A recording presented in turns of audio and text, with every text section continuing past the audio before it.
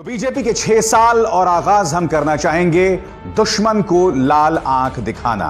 इससे पहले कि आप ये सोच रहे होंगे कि ये दुश्मन को लाल आंख दिखाना क्या होता है, तो याद कीजिए 2014 से पहले प्रधानमंत्री नरेंद्र मोदी ने चाइना के बारे में क्या कहा था। सुनिए। जो हरकतों के खिलाफ आवाज उठानी चाहिए थी, लाल आंख कर करके चाइना को समझाना चाहिए था। जी हां, चाइना को लाल आंख दिखाना। मगर आप जानते हैं इस वक्त चाइना के साथ जो लाइन ऑफ एक्चुअल कंट्रोल है, यानी कि लद्दाख से जुड़ी जो सीमा है चाइना की, वहां पर क्या हो रहा है? वहां पर ये लगातार खबरें आ रही हैं कि लाइन ऑफ एक्चुअल कंट्रोल को चाइना ने पार कर लिया है और गालवान घाटी के आगे 2 से 3 किलोमीटर भारतीय जमीन पर चीन ने अपने बंकर, अपने टेंट्स और अपनी आर्टिलरी जमा ली है। यानी कि भारतीय जमीन पर चीन का कब्जा। क्या आप इस बात की कल्पना भी कर सकते हैं? मैं आपको सिलसिलेवार तरीके से बताना चाहूंगा कि जाने माने रक्षा विशेषज्ञों ने इसके बारे में क्या कहा है और इनकी खबरों का भारतीय सेना ने अब तक खंडन नहीं किया है। क्योंकि अगर ये खबरें झूठी होती तो इन्हें कटघरे में रखा जाता, इन्हें उल्टा लटका दिया जाता, मगर अब तक इनका खंडन नहीं किया गया है। खबर क्या है? अजय शुक्ला आपके स्क्रीन पर, उनकी खबर क्या कहती है मैं आपको पढ़ के सुनाना चाहता हूं। लद्दाख में चीनी सेना की घुसपैठ से न सिर्फ उन्होंने भारतीय जमीन पर कब्जा कर लिया है, कम से कम 3 से 4 किलोमीटर अंदर मजबूत ढांचे बना लिए हैं, बल्कि जिन इलाकों में भारतीय सेना दशकों से गश्त लगा रही थी उस पर भी कब्जा कर लिया है। भारतीय जमीन के करीब 60 स्क्वायर किलोमीटर पर भारतीय सेना कदम नहीं रख पा रही है। 1999 के करगिल के बाद यह पहली बार है जब भारतीय जमीन पर चीन का कब्जा है। गालवान घाटी पर चीन की सेना की मौजूदगी से दौलत बेग ओल्डी को जाने वाली श्योक रोड को चीन जब चाहे भारत की पहुंच से परे कर सकता है। और मैं आपको यह बता दूं कि अजय शुक्ला ने आपके सामने यह मैप भी पेश किया है अपनी रिपोर्ट में, और इस मैप में आप देख सकते हैं कि इन 3 जगहों से, पहली जगह पैंगोंग सा लेक, दूसरी जगह हॉट स्प्रिंग्स और तीसरी जगह गालवान घाटी, इन तीनों जगह से उन्होंने भारतीय जमीन में घुसपैठ किए हैं और बंकर्स बना लिए हैं। सिर्फ अजय शुक्ला ये बात नहीं कह रहे हैं, इंडियन एक्सप्रेस के सुशांत सिंह भी लगातार इस तरफ हमारा ध्यान खींच रहे हैं। मगर अब मैं आपको बताना चाहता हूं, लेफ्टिनेंट जनरल, वो शख्स जो कि आर्मी में रह चुके हैं, हालांकि मैं आपको बता दूं कि अजय शुक्ला भी आर्मी से बतौर कर्नल रिटायर हुए थे। अब लेफ्टिनेंट जनरल पनाग, उनकी रिपोर्ट क्या कह रही है आपके सामने।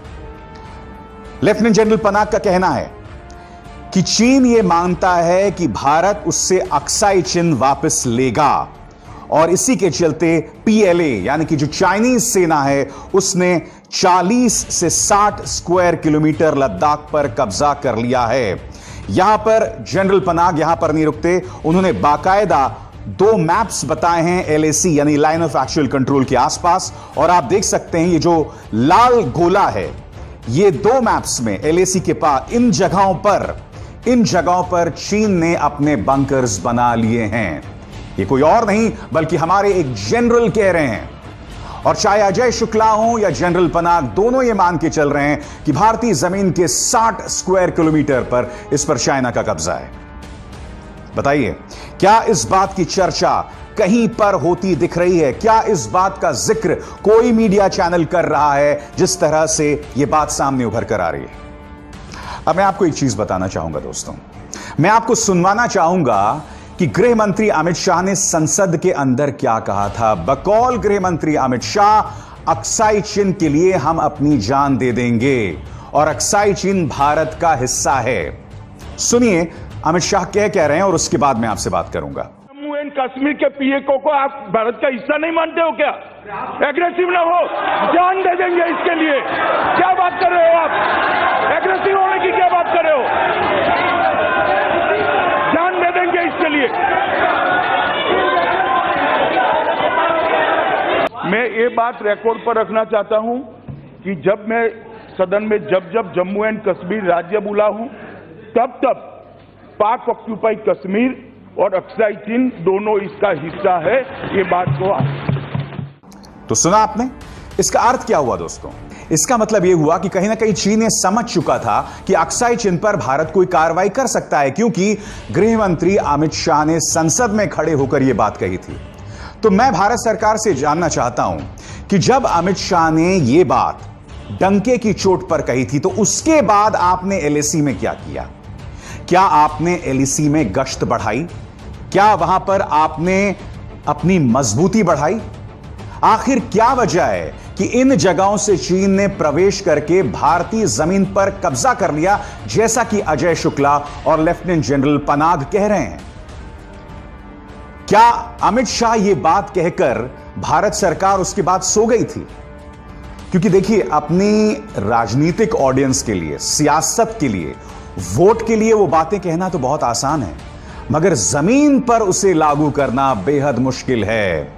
बात यहां नहीं रुकती। अब मैं आपको बताना चाहता हूं हमारे दो जाने माने रक्षा विशेषज्ञ क्या कह रहे हैं। ब्रह्मा चेलानी, गौर कीजिए, रक्षा मंत्री ने चीन द्वारा बल प्रयोग से लद्दाख में किए गए बदलाव को स्वीकार किया है।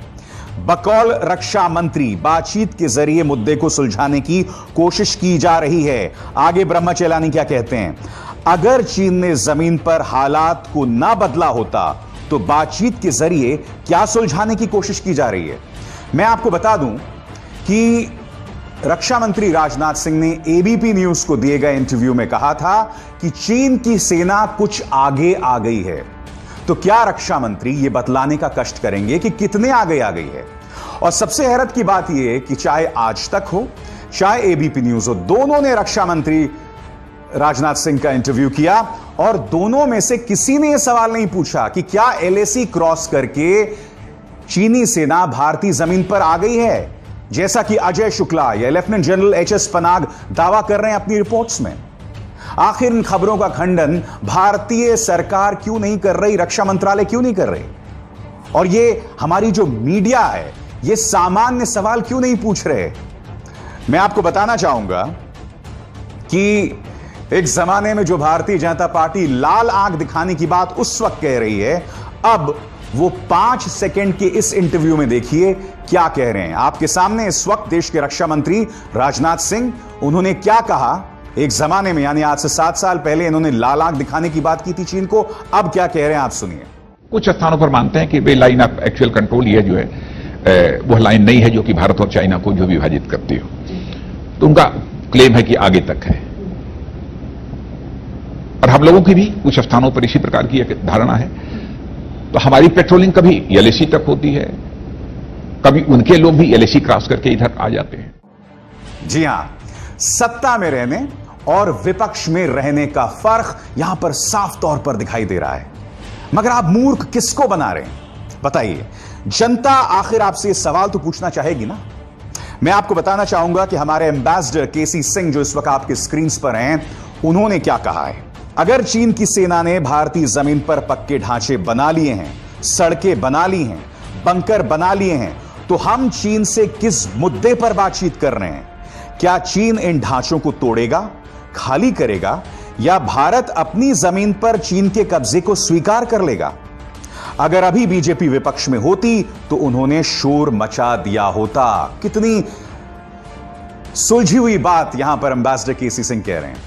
यही भारतीय जनता पार्टी अगर इस वक्त विपक्ष में होती तो बवाल मचा दिया होता। मगर इस मुद्दे पर ना मीडिया सवाल कर रहा है, और मैं आपको बताता हूं विपक्ष क्यों नहीं सवाल कर रहा है। क्योंकि आपको याद होगा, चाहे उड़ी का सर्जिकल स्ट्राइक हो, चाहे पुलवामा हो, दोनों ही मुद्दों पर जब भी विपक्ष ने सरकार से सवाल किए हैं तो भारतीय जनता पार्टी की एक बहुत ही बेहतरीन बात है, वो मुद्दे को ट्विस्ट कर देती है, और इसे ट्विस्ट करने में उसे मीडिया का मदद मिलता है। जी हां, मीडिया की मदद मिलती है, जिससे मुद्दा जो है पूरा धराशायी होता है। जब अरविंद केजरीवाल ने एक बार कहा था कि भाई अगर सर्जिकल स्ट्राइक किया है तो भारत क्या प्रमाण पेश कर सकता है, तो अरविंद केजरीवाल को गद्दार बता दिया था।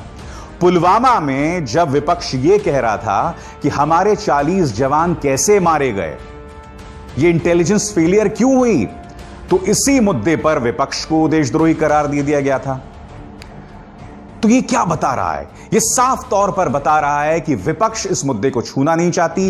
वो पत्रकार जो 2014 से पहले यूपीए से डंके की चोट पे सवाल पूछते थे, कांग्रेस सरकार से डंके की चोट पर सवाल पूछते थे। अब वो इस कदर डर गए हैं सरकार के सामने कि उनसे सवाल ही नहीं पूछते हैं। मैं एक बात स्पष्ट कर दूं, मैं भारत सरकार से यह नहीं कह रहा कि आप ईंट का जवाब पत्थर से दें। अगर चाइना ने वाकई कब्जा कर लिया हमारी जमीन पर, तो मैं ये नहीं कह रहा हूं कि आप ईंट का जवाब पत्थर से दें। नहीं, देश इस वक्त कोरोना संकट का सामना कर रहा है। हम नहीं चाहते कि हमारे रिसोर्सेज किसी भी सूरत में किसी और तरफ डाइवर्ट हों। मैं आपसे सिर्फ यह अपील कर रहा हूं कि इस मुद्दे पर पारदर्शी बने, देश की जनता को हकीकत बताएं। मैं अपने दर्शकों से यह अपील करना चाहूंगा कि टैलेंटेड इंडिया को बड़ी तादाद में लाइक और शेयर करें और सब्सक्राइब करें, और न सिर्फ सब्सक्राइब करें बल्कि टैलेंटेड इंडिया का बेल आइकन भी जरूर दबाएं, ताकि जैसे ही मैं कोई शो करूं सीधे आपके मोबाइल फोन्स तक पहुंच जाए। अभिसार शर्मा को दीजिए इजाजत। नमस्कार। अगर आपको हमारे वीडियोस पसंद आए तो प्लीज लाइक करें, सब्सक्राइब करें और शेयर करें।